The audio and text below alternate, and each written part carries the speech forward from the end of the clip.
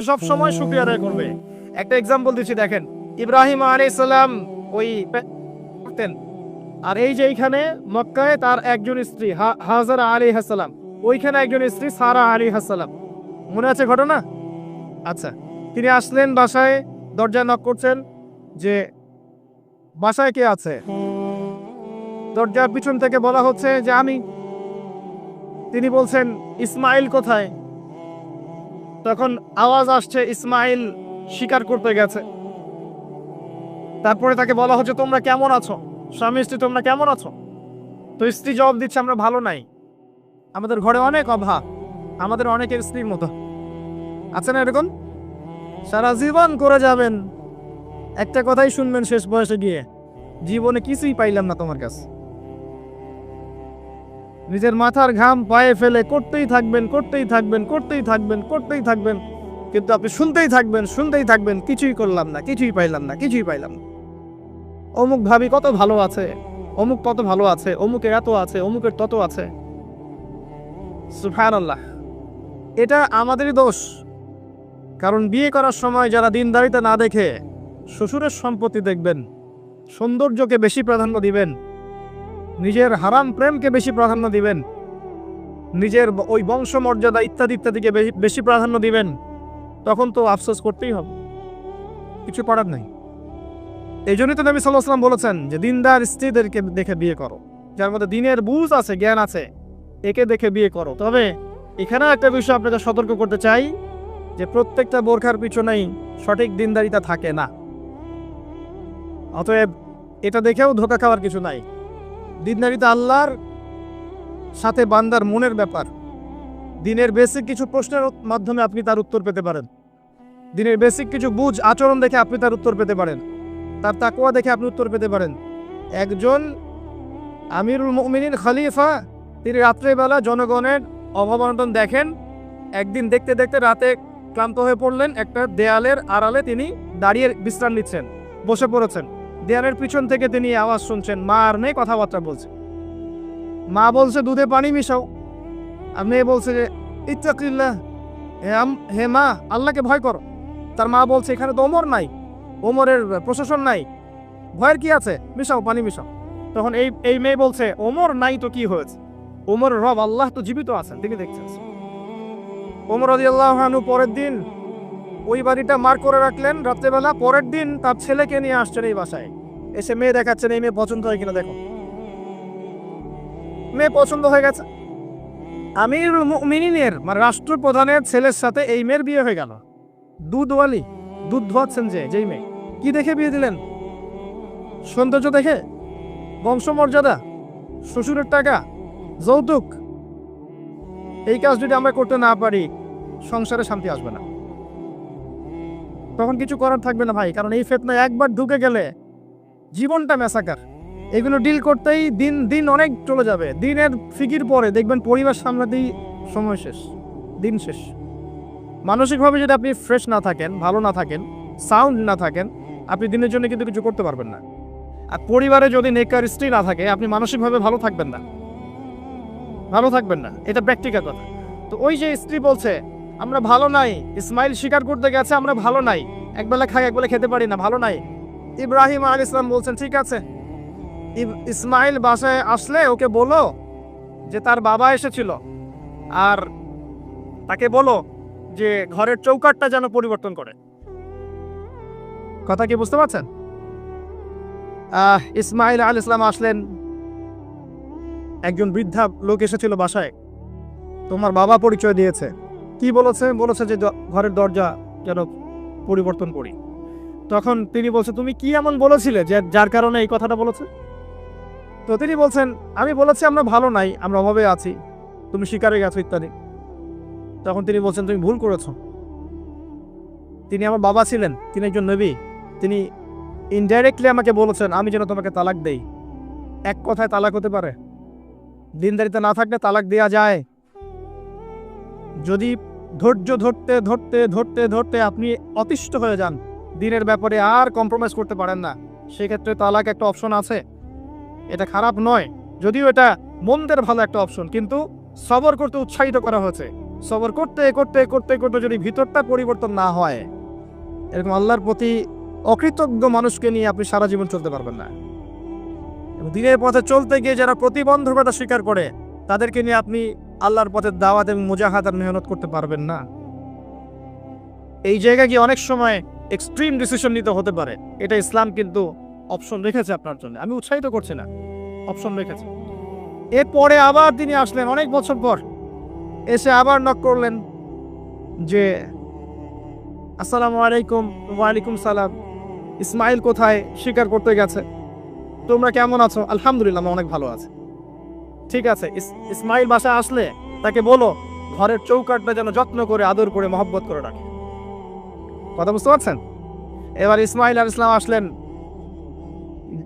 বাসায়, তার স্ত্রী জিজ্ঞাসা করছে, একজন বৃদ্ধা এসেছিলেন, তোমার বাবা পরিচয় দিয়েছেন, কি বলেছে? বলেছে আমি যেন ঘরের চৌকাঠটা তুমি যেন অটুট রাখো, বহাল রাখো। তুমি কি বলেছো? আমি বলেছি আমরা অনেক ভালো আছি। তখন তিনি বলছেন, আমার বাবা তোমাকে অনেক পছন্দ করেছেন এবং তোমাকে নিয়ে আমাকে সংসার করতে বলেছে। এই হলো অবস্থা। শুকরিয়া আদায় যারা করতে পারবে না, তাদেরকে নিয়ে চলা মুশকিল। লুকমান হাকিম, যাকে প্রজ্ঞা দেওয়া হয়েছে, তাকেও আল্লাহ পাক আদেশ করছে তুমি আল্লাহর শুকরিয়া আদায় করো। যে ব্যক্তি আল্লাহর শুকরিয়া আদায় করে, কৃতজ্ঞতা প্রকাশ করে, যে কোনো হালতেই বলতে পারে আল্লাহ আলহামদুলিল্লাহ আমি ভালো আছি। এবং আল্লাহ রাসূল সাল্লাল্লাহু আলাইহি ওয়াসাল্লাম বলেছেন, কখনো উঁচু স্তরের লোকদের দিকে তাকাবে না। যার উঁচু বাড়ি আছে, তোমার চেয়ে উঁচু বাড়ি আছে, তোমার চেয়ে বড় গাড়ি আছে, তোমার চেয়ে বেশি টাকা আর্ন করে, ওদের দিকে দেখবে না, ওদের দিকে চোখ দিও না। বরং তোমার চেয়ে নিচে যারা আছে, দরিদ্র যারা, তোমার চেয়ে যারা দরিদ্র, ওদের দিকে তাকাও। তাহলে তুমি আল্লাহর নিয়ামতের শুকরিয়া আদায় করতে পারবে ইনশাআল্লাহ। আমরা যদি হসপিটালে যাই, শুকরিয়া আদায় করতে পারবো না? যে হাজার হাজার মানুষ শুয়ে আছে, কারো ক্যান্সার, কারো ডায়াবেটিস, কারো অমুক, কারো তমুক, কারো অ্যাক্সিডেন্ট, কারো এইটা সেইটা, কারো ব্রেন টিউমার, কারো হার্টের সমস্যা, কত সমস্যা। কেউ হাঁটতে পারে না, কেউ বসতে পারে না, কেউ শুইতে পারে না, কেউ শুইলে ঘুমাতে পারে না। আমরা ভালো আছি না? আলহামদুলিল্লাহ, কৃতজ্ঞতা। যখন আপনি আপনার চেয়ে বিপন্ন কোনো মানুষকে দেখবেন, দেখে যদি এই দোয়াটা পড়েন, আলহামদুলিল্লাহিল্লাযী আফানি মিম্মা ইবতালাকা বিহি ওয়া ফাদ্দালানি আলা কাসীরিম মিম্মান খালাকা তাফদীলা। আল্লাহর শুকরিয়া আদায় করছি যে আল্লাহ তোমাকে যে বিষয় দিয়ে পরীক্ষা করেছেন, আমাকে তার থেকে নিরাপদ রেখেছেন, এবং হাজার মানুষের চাইতে আল্লাহ পাক আমাকে উত্তম জায়গায় রেখেছেন, ভালো রেখেছেন। এই দোয়াটা যে ব্যক্তি পড়বে, ওই বিপদ তাকে স্পর্শ করবে না ইনশাআল্লাহ। এভাবে আপনি আল্লাহর শুকরিয়া আদায় করতে পারেন। আর আল্লাহ পাকের শুকরিয়া আদায় করার সবচাইতে বড় নিদর্শন হচ্ছে আপনি আল্লাহর আদেশ নিষেধ মেনে চলছেন কিনা। যে ব্যক্তি আল্লাহর আদেশ এবং নিষেধকে মেনে চলছে, এই ব্যক্তি প্রকৃতপক্ষে আল্লাহর শুকরিয়া আদায় করছে, তাই নয় কি? খালি মুখে যদি বলি আমি আল্লাহর শুকরিয়া আদায় করি, নামাজ নাই, সওম নাই, যাকাত নাই, কিছু নাই, মুখে মুখে বলছি আমি আল্লাহকে অনেক ভালোবাসি, এই ভালোবাসার দাম আছে? আল্লাহ পাক কি বলেছেন?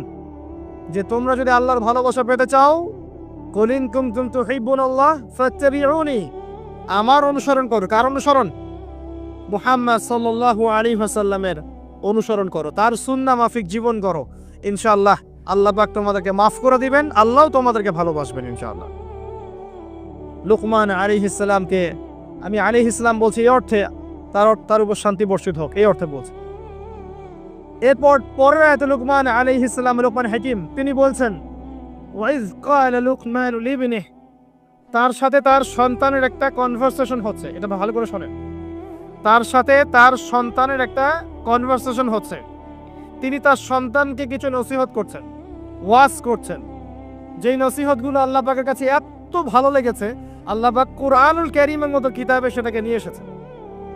কিয়ামত পর্যন্ত এটা থাকবে ইনশাআল্লাহ। কিয়ামত পর্যন্ত একজন বাবা একজন ছেলের এই কনভারসেশন থাকবে ইনশাআল্লাহ।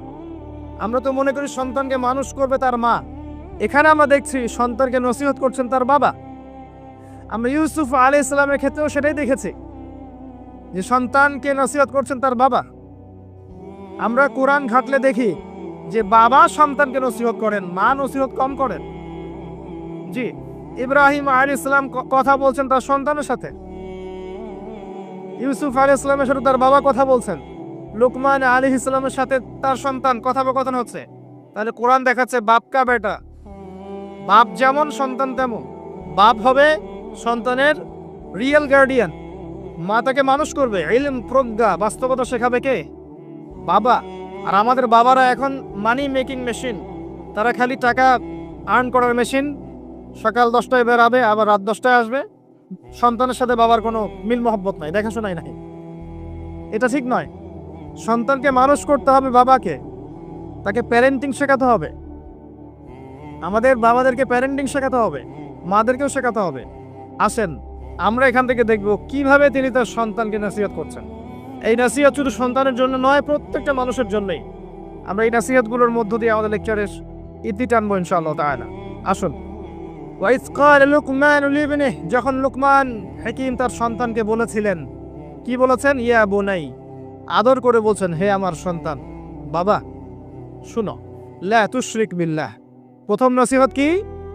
আল্লাহর সাথে শিরিক করো না। লা তুশরিক বিল্লাহ, আল্লাহর সাথে শিরিক করো না। আমরা আমাদের সন্তানকে প্রথম কি শিখাই?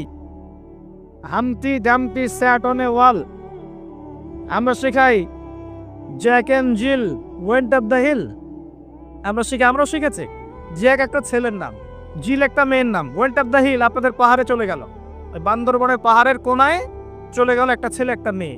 তারপর কোনায় গিয়ে কি করলো সেটা আপনারাই বোঝেন। আমরা ছোটবেলা থেকে বাচ্চাকে শিখাই Jack and Jill went up the hill. কি বুঝলেন? প্রত্যেকটা ক্ষেত্রে সমস্যা। আপনি শরিয়াতে কি শিখাচ্ছেন? আমটি আপনি খাবেন পেরে? কার গাছের আম আপনি পেরে খাবেন? যাত্রার গাছের আম আপনি পেরে খাইতে পারবেন?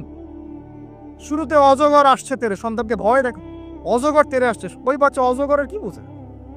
শরিয়াতে অজগর আসছে তেরে, ভয়, আগে ভয় শেখানো হচ্ছে। শরিয়াতে অজগর আসছে তেরে, ভয়, আপনি ভয় পাচ্ছেন, বাচ্চা ভয় পাচ্ছে। রাত্রে ঘুমের স্বপ্ন দেখবে অজগর তেরে আসছে। হ্যাঁ, আপনি বাচ্চার সাথে যে কথোপকথনগুলো করবেন রাত্রে সেগুলো সে স্বপ্ন দেখতে পারে। শরিয়াতে আপনি শিখাচ্ছেন আমটি খাবো পরে, কার গাছের আম পেরে খাবেন? গাছ কি আপনার? যার তার গাছের আম পেরে খাবে, সে চুরি করা শিখলো সে। এই তো হচ্ছে এখানে শাব্দিকভাবে পরিবর্তন না আনতে পারলে, নৈতিকতা না ঢুকাতে পারলে সমস্যা তো। আর কালচার এভাবেই চলছে কেন? কেউ এগুলো মাথা কামায় না কেন? সুবহানাল্লাহ, বই পুস্তক এখন টোটালি চেঞ্জ হচ্ছে, দিন দিন চেঞ্জ হচ্ছে। দেখবেন আগে আমরা অনেকগুলো নজরুলের কবিতা পড়তাম, কবিতা নাই, আস্তে আস্তে আস্তে আস্তে ভ্যানিশ। একটা ভিতর থেকে একটা আদর্শ আপনাকে ইনজেক্ট করা হচ্ছে। কোন আদর্শ সেটা আপনি খুঁজে বের করেন, এবং যে আদর্শটা রাখা হচ্ছে সেটাকে আস্তে আস্তে মাইনাস করা হচ্ছে। কোনটা সেটা আপনি ভাবেন। সন্তানকে বাবা শেখাচ্ছে ইয়া বুনাই লা তুশরিক বিল্লাহ। কোন পরিবারে এই লুকমান আলাইহিস সালামের মতো পিতা সন্তানকে শেখায় ছোটবেলায়, বাবা আল্লাহর সাথে শিরিক করো না? এটা একটা জায়গায় সম্ভব যারা ইসলামিক লাইনে পড়াশোনা করছেন, মাদ্রাসায় পড়াশোনা করছেন। আর এখানে আমরা এমনভাবে তাকাই এদের দিকে যে এরা সমাজের সবচেয়ে নোংরা কিচ নাকি। নাউযুবিল্লাহ। তো দেখেন, আমরা আরো শিখাই বাবা তোমাকে বড় হতে হবে, নিজের পায়ে দাঁড়াতে হবে, বৃদ্ধ বয়সে বাবাকে দেখতে হবে, মাকে দেখতে হবে, প্রতিষ্ঠিত হতে হবে। আগে আমরা বাচ্চাদেরকে এগুলো শিখাই। আর লুকমান হাকিম তার সন্তানকে শেখাচ্ছেন প্যারেন্টিং। দেখেন ইসলামিক প্যারেন্টিং, যে প্যারেন্টিংটা আল্লাহ পাক কবুল করেছেন, কোরআনে নাজিল করেছেন, কিয়ামত পর্যন্ত থাকবে ইনশাআল্লাহ। বাবা আল্লাহর সাথে শিরিক করো না। আগে সন্তানকে শেখান শিরিক কি জিনিস, তাওহীদ কি জিনিস। তখন বাবা সন্তান প্রশ্ন করবে বাবা শিরিক কি, তখন আপনি আস্তে আস্তে ওর বুঝ অনুযায়ী ওকে বলবেন। ওর বয়স যদি 5 বছর হয় একটা কথা বলবেন, 10 বছর হলে আরো বেশি বোঝাবেন, 15 হলে আরো বেশি বোঝাবেন। যখন ম্যাচুরিটি যেমন তেমনি বোঝাবেন। যদি ম্যাচুরিটি হয়ে যায় আপনি বোঝাবেন যে বাবা শোনো, শিরিক মোটামুটি 3 রকম হয়ে থাকে। মানুষ কথায় শিরিক করে, কাজে শিরিক করে, এবং মানুষ বিশ্বাসে শিরিক করে। যেমন কেউ যদি মনে করে বাবা যে আল্লাহ বলতে কেউ নাই, তাহলে শিরক হবে। কেউ যদি মনে করে সৃষ্টিকর্তা আল্লাহ নয় অন্য কেউ, তাহলে শিরক হবে। কেউ যদি মনে করে আল্লাহ পাশাপাশি আরো সৃষ্টিকর্তা আছে, তাহলে শিরক হবে। সন্তান বুঝবে না, একটা স্কুলের বাচ্চা বুঝবে না, ক্লাস 9-10 বাচ্চা বুঝবে না, কলেজের বাচ্চা বুঝবে না, একদম ছোট বাচ্চা কিছুই বোঝে না, ওকে বোঝানো যায় না আল্লাহ তোমাকে সৃষ্টি করেছেন, আল্লাহ ছাড়া কেউ নাই সৃষ্টিকর্তা। আল্লাহ তোমাকে সৃষ্টি করেছেন হয়তো বুঝবে না, আল্লাহ তোমাকে বানিয়েছেন ও বুঝবে না। আল্লাহ তোমাকে বানিয়েছেন, এই দেখো বাবা বাড়িটা আমরা বানিয়েছি, তোমার বাড়ি আমাদের বাড়ি আমরা বানিয়েছি, ও বুঝবে না। আল্লাহ তোমাকে বানিয়েছেন, তুমি মায়ের পেটে ছিলে, সেখান থেকে আল্লাহ তোমাকে দুনিয়ায় নিয়ে এসেছেন, বুঝবে না। বাচ্চাদের একটা ফিলোসফি থাকে, বাচ্চারা অনেক কিছু বোঝে, জানেন, বাচ্চারা অনেক কিছু বোঝে। একটা বাচ্চাকে আপনি বলেন প্যান্টটা খোলো তো, ও খুলবে না জীবনেও। একটা বাচ্চাকে বলেন, এই তোমার প্যান্টটা খোলো, দেখি তুমি মুসলমানি করেছো কিনা। আমরা মজা করি না ছোটবেলায়, বাচ্চারা খুলতে চায় না, কারণ এই যে লজ্জাশীলতা আল্লাহ পাক দিয়ে তাকে পৃথিবীতে পাঠিয়েছেন। বাচ্চাদের ফিলোসফি আছে, এটা নিয়ে যারা বাচ্চাদেরকে নিয়ে পড়াশোনা করে, আপনার কোর্স করায়, ট্রেনিং দেয়, তাদেরকে জিজ্ঞাসা করেন। বাচ্চাদের সাথে শুদ্ধ ভাষায় কথা বলতে বলা হয়, বাচ্চাদের সাথে শুদ্ধ ভাষায় কথা বলতে বলা হয়, যাতে ওরা শুদ্ধ ভাষা শেখে। বাচ্চাদের সাথে বাচ্চাদের মতো আচরণ করতে নিষেধ করা হয় এখন, তাদের সাথে ম্যাচিউর আচরণ করতে উৎসাহিত করা হয়, তারা শিখবে বাস্তবতা কি জিনিস। বাচ্চাদেরকে বেশি বেশি খেলাধুলা করতে উৎসাহিত করা হয়, খেলার মধ্য দিয়ে নেতৃত্বদের গুণাবলী অর্জন হয়। ওদেরকে মাঠে খেলতে দিতে হয়, বৃষ্টি কাদায় মাখামাখি করতে দিতে হয়।